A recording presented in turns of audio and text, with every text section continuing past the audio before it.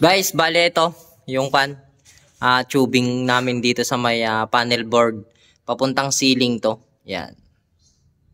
Then, yung dalawang maliit na yan guys, is yan yung para sa may generator, tapos sa may service provider wire.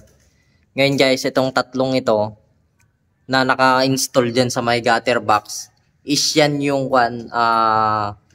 tubing ng home run natin na nanggaling sa may ceiling, gaya ng lighting, ECU, water heater guys. Dyan na sila dadaan. Then, pababa dito sa may kanyang panel board.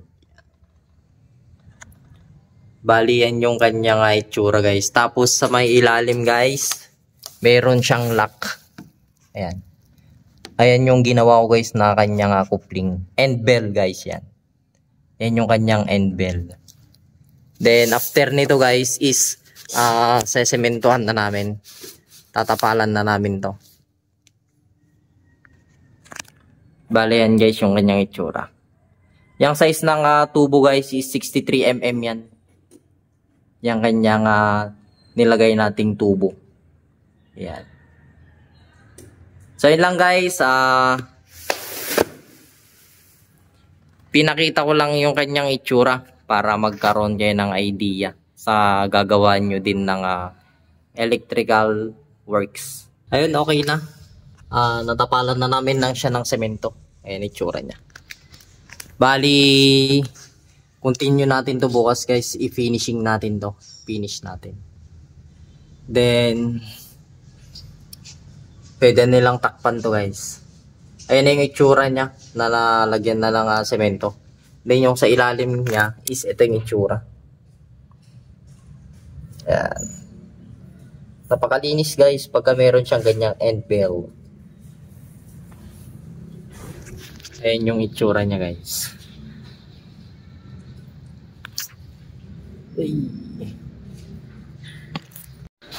Guys, for today's video, ihahanda na natin to. Ilalagay na natin yung kanyang mismong circuit breaker. Isasalpak natin. Dito yung kanyang circuit breaker.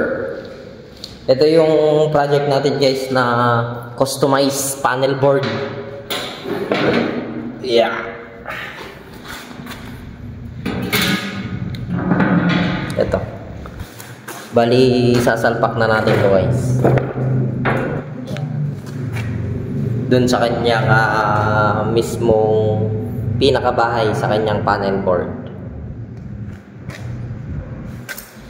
Bali, kung to guys, 225 ampere.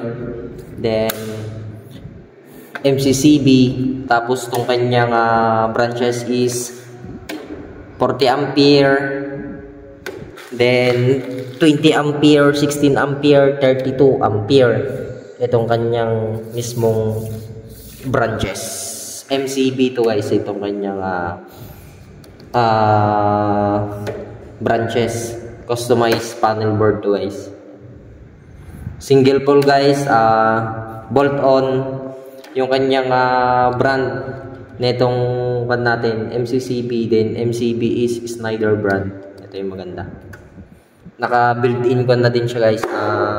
Service provider, then generator line. Bali, i-blower natin to guys, then pupunasan natin. Tapos ilagay natin yung kanyang mismong main breaker, then branches. Ito guys yung kanyang blower.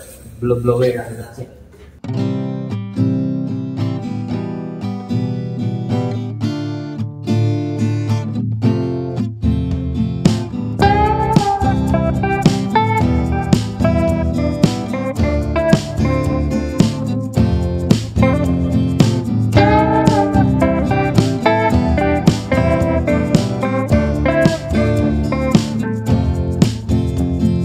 Bali, guys, tatanggalin natin to kanyang tornilyo at dyan natin isasalpak yung kanyang mismong circuit breaker. Ito guys, bali tatanggalin pa natin to. Ayan. Ayan mga yan, tornilyo. Then after nyan guys, isalpak natin yung kanyang mismong panel board.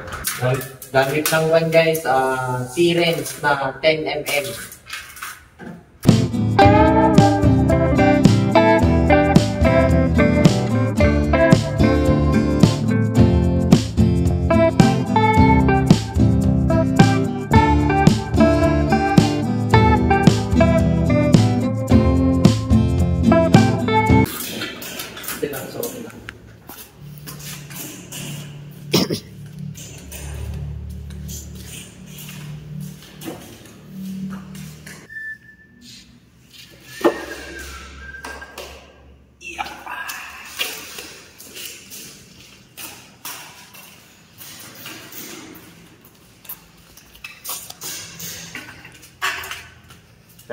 Bali guys, i-install na namin tong kanyang mismong panel board, ay circuit breaker dito sa kanyang panel board.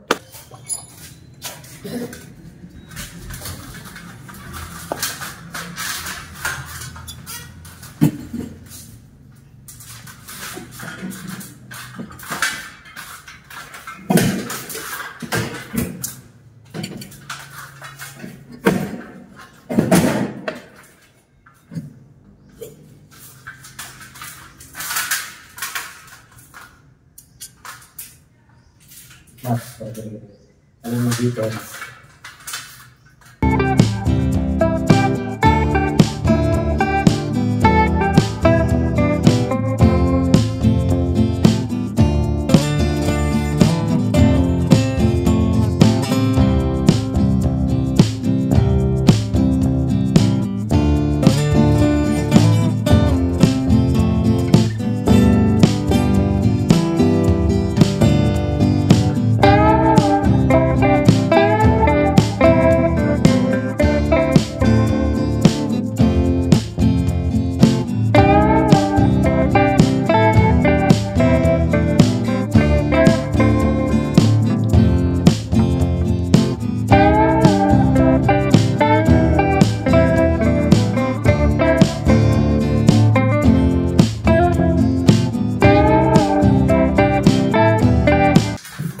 Okay na guys, sunod natin yung kanyang cover.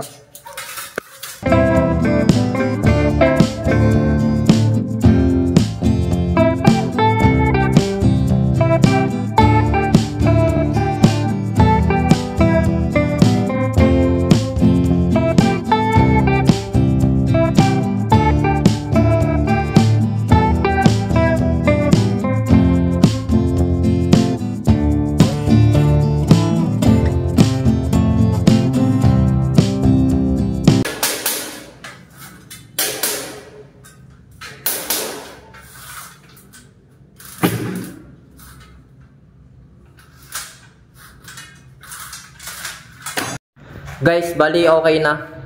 Nailagay ko na tong kanyang branches then main. Tapos itong kanyang cover, nailagay na namin. Yan. Tapos pagka isasara nyo yung mga ganitong panel board guys is eto, i-push down nyo lang. Yan. Hindi nyo na mabubuksan yan guys, nakalock na yan. Tapos pagka gusto nyo buksan, i-press nyo lang to guys, ito. Push. Ayun guys, yung main breaker then branches. Ang linis guys pagka ganito yung setup. Bali gumamit ako ng dito guys, ito crown and bell 1/2 at saka 3/4. Tapos sa may taas is 2.5 na PVC electrical conduit. Ginawan din natin siya ng end bell. Yan. Bali itong tatlo guys is yan yung para sa home run ng lighting, ECU, then water heater. Tapos ito guys is sa may generator, then sa may service provider. Dito sa amin sa may Isabela guys. Yan. Linis siya guys, tignan. Maayos, hindi masusugat yung wiring natin dito. Bali, nailagay ko na din tong kanyang cover guys. Ito. Primary cover, then yung secondary cover niya guys is huwag na muna natin ilalagay kasi ayusin pa natin to. Okay na. All goods na guys itong panel board natin. Tapos pag ilalak nyo siya guys, push nyo lang to. Yan o. Nakalock na yun guys. Tapos pag gusto nyo buksan, push nyo. Yun o. Ayan.